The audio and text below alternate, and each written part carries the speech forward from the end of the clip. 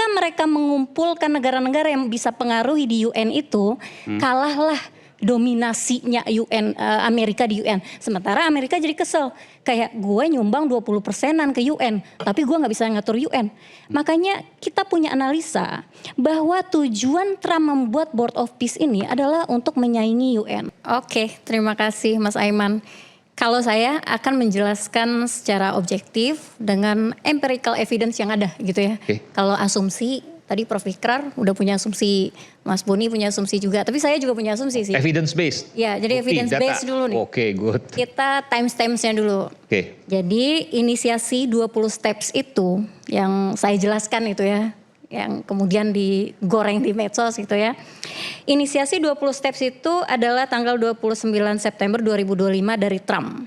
Di gedung White House dia bilang bahwa dia punya inisiasi 20 steps. Nah bagus banget nih isinya. Ya kan?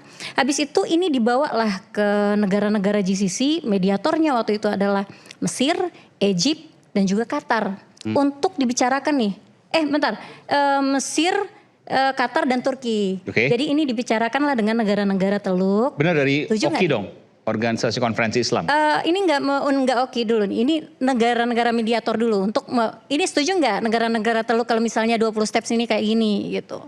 Oke, setuju. Dan kemudian 17 November 17 November mereka bawa ini ke UN. Diadopsilah itu menjadi resolusi 2803 yang mungkin tadi Prof. Ikrar lupa. Resolusi 2803 itu. Bahasa resolusi 2803 itu elaborasi dari 20 steps itu. Kalau dicek bisa disandingkan gitu.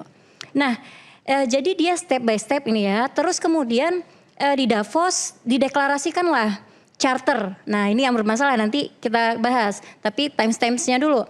Dideklarasikan charter. Charter ini kan piagam, ya kan? Piagam Board of Peace, ya kan? Oleh Trump. Habis itu di Februari adalah KTT itu yang presiden kita ikut juga kan, di Davos ikut, di KTT ikut. Itu dibahaslah operasional bagaimana si 20 steps ini kemudian satu persatu dilakukan. Mulai dari digitalisasi, kemudian rekonstruksi, terus ada ISF juga di mana kita bakal jadi Deputy Chief Commander-nya di situ. Nah itu timestamps-nya. Nah kenapa yang dipermasalahkan sekarang itu adalah mengenai piagam. BOP ini sebenarnya sifatnya sama kayak ILO, sama kayak WHO, sama kayak WTO. Jadi yang namanya piagam itu pasti dia tuh bersifat umum. Dia hanya mengungkapkan aturan mainnya kayak gimana. Makanya di situ ada iuran. Di situ ada negara yang ini hanya boleh di-invite di ini. Di luar negeri saya udah konsultasi ini bolak-balik ke Washington sama yang kuliah di sana karena saya ngomong ini bukan karena hanya sebagai KSP ya, karena saya belasan tahun belajar ini, Mas Boni tahu gitu, international politics. Nah, di luar negeri itu tidak ada mempermasalahkan piagam. Yang mereka permasalahkan adalah terlalu kuatnya kekuasaannya Trump. Nah itu yang dipermasalahkan. Di dalam BOP di piagam ini di Indonesia dipermasalahkan tidak ada kata Palestina. Justru kata saya bagus, saya tawarkan cara pandang lain. Kenapa bagus tidak ada kata Palestina. Dan tidak ada satu negara pun kecuali United States. Karena dia yang menginisiator dan dia menandatangani. Cuman ada nama United States. Argentina nggak ada, Qatar nggak ada, semua nggak ada. Dan charter ini kan ditandatangani oleh semua. Dan negara-negara itu kan gak bodoh juga gitu loh. Nah jadi kenapa ya saya tawarkan cara pandang lain, kenapa bagus Palestina tidak ada di charter itu. Kenapa? Karena ini mulai masuk ke asumsi nih, tadi evidence ya. Saya punya analisa dan istana itu tidak naif gitu. Bahwa Trump ini sudah berkali-kali di speech-nya UN, dia itu kesal sama UN. Karena dia sudah tidak bisa ngatur UN. UN ini adalah semacam institusi yang pendekatan demokratik institusionalism itu tadi, liberalism institusionalism berarti. Jadi pendekatannya itu adalah UN itu hanya bisa bekerja kalau hanya punya satu adidaya.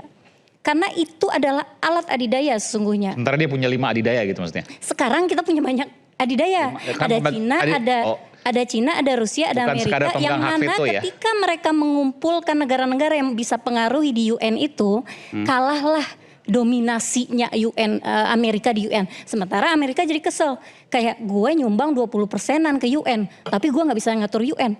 Makanya kita punya analisa bahwa tujuan Trump membuat Board of Peace ini adalah untuk menyaingi UN. Makanya dia bilang kan, chairman-nya selamanya dia dan akan ditunjuk oleh dia.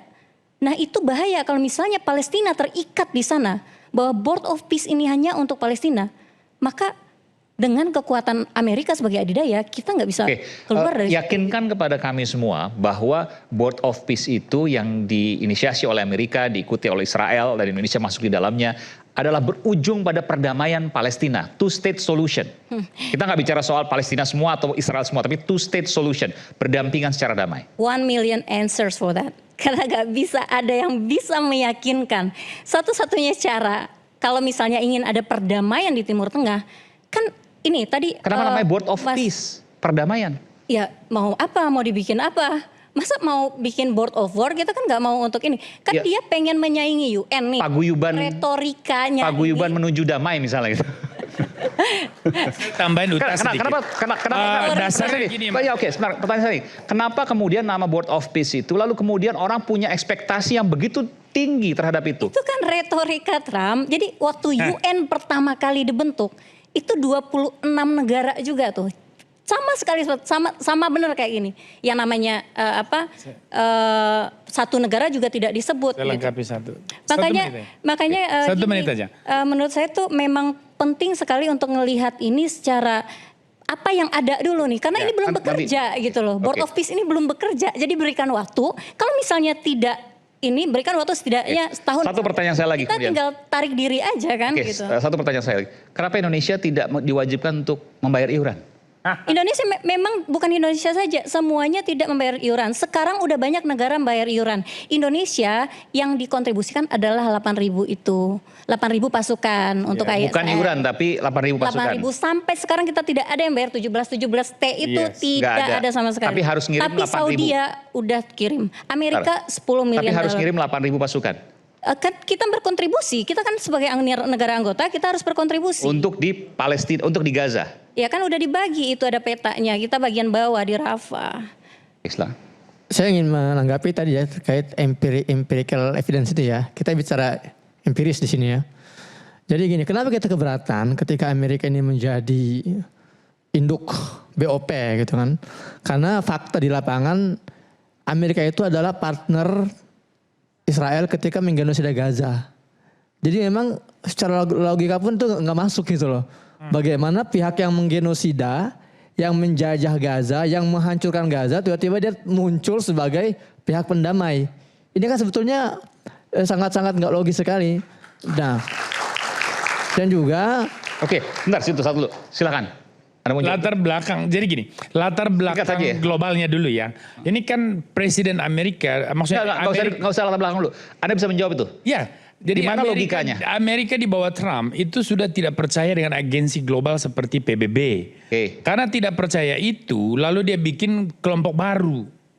Dia berupaya untuk menata ulang dunia ini dan satu tata baru lah. Nah disitulah lahir Board of Peace dengan satu agenda, yaitu bagaimana bisa mendamaikan Israel dan Palestina. Yang sebelumnya menjajah. Maaf Bang Muni gini ya. Sebetulnya bukan Amerika itu nggak percaya dengan UN. Amerika ini bersikeras melawan UN. Berbagai resolusi kan sudah keluar nih. Ketika dibuat voting bagaimana, oke, selesaikan perang.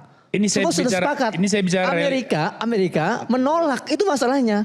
Jadi bukan masalah Amerika karena administrasi Trump udah nggak percaya PBB, ini soal lain. Nah di dalam Amerika sendiri ada konflik antara kaum kongresialis dengan kaum presidensialis. Kaum kongresialis mengatakan, you punya kebijakan luar negeri nggak pernah mempertimbangkan suara Kongres. Maka senator tidak semuanya juga mendukung dengan langkah Trump. Orang presidensialis bilang tafsir, baca itu konstitusi. Di bagian awal jelas bahwa yang namanya perang itu ranah eksekutif. Oleh karena itu, karena hanya berfungsi konsultatif si Kongres, maka kami tidak perlu butuh pendapat saudara. Disitulah yang membuat pemerintahan Trump ini menjadi begitu agresif di luar. Di dalam negeri dia juga dibantah. Nah, memahami Trump dengan karakter macam ini, itu maksud saya kita bisa memahami lahirnya Board of Peace. Dan dari situlah nanti kita bisa lihat kenapa Indonesia mesti bergabung. Karena dinamika global yang semakin tidak menentu dengan peran PBB dan agensi sejenisnya yang mulai melemah. Sementara dunia ini makin kacau, jadi harus ada tindakan. Nah, saya kira Indonesia di situ dipanggil untuk silakan mengambil posisi, karena tanpa mengambil posisi kita akan ruginya double-double. Nah, dalam konteks mengambil posisi itu lahirlah keputusan bergabung. Nah, tadi Uta mungkin nanti harus menjelaskan apa saja keuntungan-keuntungan yang diperoleh pemerintah oleh Indonesia dengan bergabung. Dan dalam hal mana kita tidak meninggalkan Palestina dan kita tidak mengutuk yang namanya kekejaman tentara Israel di Gaza kalau memang itu yang terjadi. Artinya bahwa kita tidak pernah berpihak pada satu kelompok, apalagi membenarkan genosida atau yang lain-lain. Nggak ada itu.